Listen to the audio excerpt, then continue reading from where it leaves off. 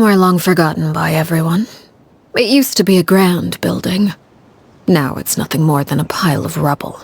No one comes here anymore, nor does anyone care about what once happened here. Although, this place does have something to do with the story I'm about to tell you. It was before I became a harbinger, and before Lyney and the others joined the House of the Hearth. Due to certain events, I first killed 𝓷𝓃 and then her mother. And this is where it all happened. You were the one that killed 𝓷𝓃? Patience now. Allow me to explain 𝓷𝓃's side of the story first. I'll start from the beginning.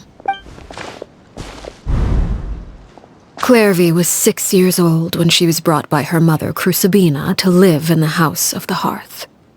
From the outside, it seemed like a fairy tale. A thriving family made up of kind adults and friendly children. 𝓔𝓷𝓃 was the knave at that time, and the House of the Hearth was under her control. She was 𝓷𝓃's mother by blood, but she was also the mother to all the children in the house. 𝓷𝓃 was happy here, for a time. But she quickly realized that being part of this family wasn't a fairy tale at all. It was a kind of purgatory. Purgatory? Exactly. The House of the Hearth takes in war orphans from all over Teyvat. But as for how to raise them, that depends entirely on the person in charge. 𝓔𝓷𝓃 came up with a novel idea. She would teach the children to fight, force them to duel each other, and then crown as the king of the house the child who proved themselves most worthy of inheriting her title. It's difficult to estimate the number of children who died or were maimed in the process. There's little I can say about the ones who died. The ones that emerged with permanent injuries, on the other hand, well, they still served a purpose. They would be handed over to the doctor to be experimented on, or sent away on dangerous missions. Nothing more than tools to be used and then discarded. So those were the experiments 𝓷𝓃 was talking about. But what actually happened to her? You said that 𝓷𝓃 was 𝓔𝓷𝓃's daughter, so if 𝓷𝓃 tried to convince her to stop what she was doing, 𝓔𝓷𝓃 probably would have listened, right? Despite being 𝓷𝓃's mother, 𝓔𝓷𝓃 cared little for her daughter. She forced 𝓷𝓃 to join the House of the Hearth only as a means to demonstrate her own impartiality as a mother, to prove that she treated all her children equally. 𝓷𝓃 did try to convince her mother to change her ways, but it was to no avail. After her efforts failed, the only other option was to rise up and try to fight back. Unfortunately, the other children had already been thoroughly indoctrinated into the illusion of happiness 𝓔𝓷𝓃 had created. Of course, there was one exception. Someone 𝓷𝓃's age who knew the truth about the House of the Hearth. Her name was 𝓷𝓃. Wait, the friend that 𝓷𝓃 mentioned? Friend, huh? I suppose we can call her that for now. 𝓷𝓃 was a cheerful and passionate person with a tenacious spirit. 𝓷𝓃, on the other hand, was rather cold-blooded. Her cold-blooded nature allowed her to see through 𝓔𝓷𝓃's facade. Yet, it was also this cold-bloodedness that prevented her from acting against it. At least at first. While 𝓷𝓃 longed for freedom, 𝓷𝓃 was convinced that, amid all the fighting and violence, she would make it until the end. Despite their differences, the two became fast friends, united by their knowledge of the truth. 𝓷𝓃 told 𝓷𝓃 that she hoped to create a real family, where no one would be killed or sacrificed. There may have been a certain naivete to her ideas, but 𝓷𝓃 proved her determination many times over. She tried countless times to run away, ask for help, or expose the truth. But her efforts only earned her beating after beating. The only thing that kept her going was her strength of will. Even with her body racked with pain, she would still stand on her tiptoes and open the window at night. She and 𝓷𝓃 would look out at the moon together, a fierce longing for freedom shining in her eyes. But one day that light simply vanished. Oh no. What happened? Her hopelessness resulted from a culmination of things. 10 years had passed. 10 years worth of failure after failure. She and 𝓵𝓸𝓬 weren't children anymore, but finding any chance to escape still seemed as hopeless as ever. It was during this time that 𝓵𝓸𝓬 suggested a new plan. If escaping was out of the question, why not take down the very person sitting on top of this throne of lies? Mother herself. 𝓔𝓷𝓳𝓸𝓂 rejected that proposal. She claimed that, as a famous harbinger, 𝓤𝓷𝓳𝓐 possessed an unimaginable amount of power. Trying to kill her would have an incredibly low chance of success. 𝓔𝓷𝓳𝓐 never gave another reason, but 𝓵𝓸𝓬 could see it written all over her face. 𝓔𝓷𝓳𝓐 still thought of 𝓤𝓷𝓳𝓐 as her mother. Killing her own flesh and blood was a line she couldn't bring herself to cross. If she couldn't escape and fight back, then only one option remained.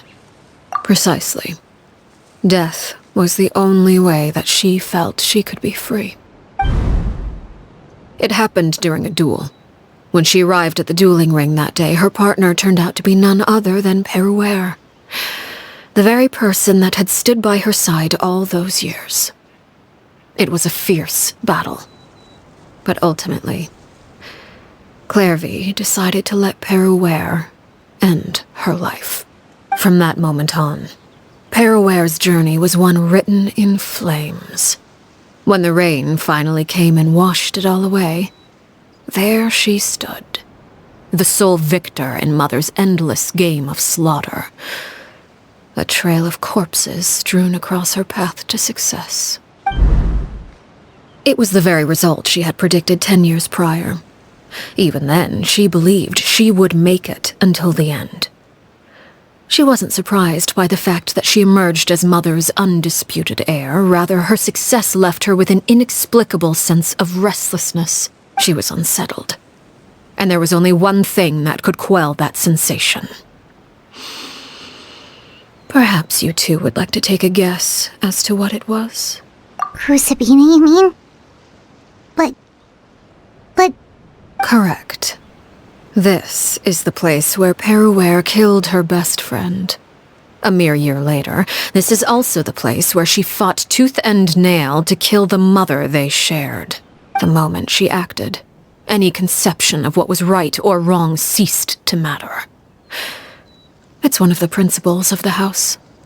Only those who survive get to write the rules. 𝓵𝓸𝓬 won the battle, and became a harbinger herself. After which Her Majesty, the 𝓤𝓷𝓳𝓐, bestowed upon her a new name. Arlecchino. So the Perry 𝓔𝓷𝓳𝓐 was talking about... It was you all along. You're 𝓵𝓸𝓬𝓐. Arlecchino is just a name you got later. I left that name behind long ago. I must say, hearing it now does bring back memories. After I defeated 𝓤𝓷𝓳𝓐, the moniker of Mother died with her. I chose to forego the title she called herself and even chose to give up my own name. I rebuilt the House of the Hearth under a new identity. Not only as Arlecchino, but as father. And that is where the story ends. Any more questions? Yeah. Based on what you just told us, 𝓔𝓷𝓳𝓐 wasn't a little kid when she was killed. So the 𝓔𝓷𝓳𝓐 we met... Was she really a spirit at all? I suppose you could call her an illusion born of flame. Her existence is like ashes to a fire. Something left over in the wake of blaze and ruin. You see, a certain power runs through my veins. It's not unlike a curse. My flames leave behind shadows of anything they consume, of course. The chances of those shadows morphing into a sentient entity are exceedingly slim. 𝓔𝓷𝓳𝓐 is a very special case. 𝓔𝓷𝓳𝓐 died when she was 16 years old, but what emerged from the flames was her 6-year-old self. Her appearance wasn't the only thing affected. Most of her memories were lost to the blaze as well. Memory is a mysterious thing indeed. Losing a portion of your memories will alter your sense of self. Lose 10 years' worth, however, and it would be like living in the past. Like returning to a version of yourself that never grew up. No wonder Paimon got such a weird feeling when we were talking to her. Perhaps I should put it this way. 𝓓𝐵 is someone trapped in time. It may seem like she exists with us in the present, but she truly lives in the confines of her own past. So if all of that is true, then you must have known about 𝓓𝐵 for a long time. Indeed. She's a rather volatile and unstable entity. Sometimes she would look after the children. She's even saved some of their lives.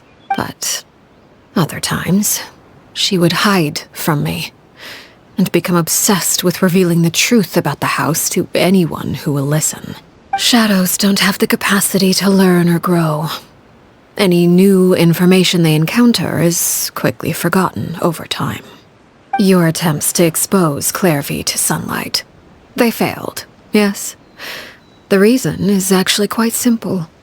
In 𝓓𝐵's mind, the house is impossible to escape, and it is this very perception that traps her there.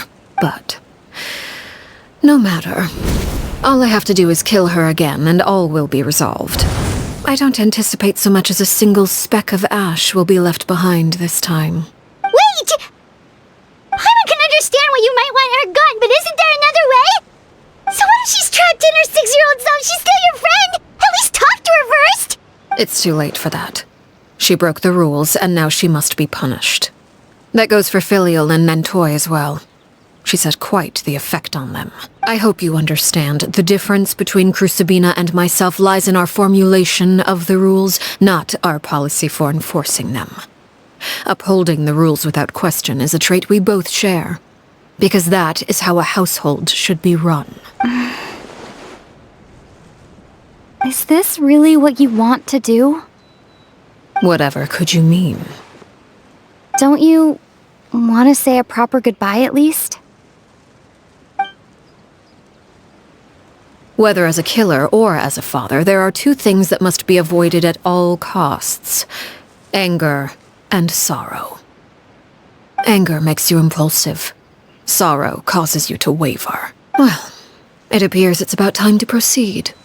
Before we arrived, I told some of my well-behaved children to bring our troublemakers here by nightfall. I do believe I've kept my end of the deal. I gave your friends quite a bit more time. As for what happens now, we'll just have to wait and see. I wake up, I'm ready to go, yeah. Feeling so good in control, yeah. And think of the places I could be, so I give up and watch.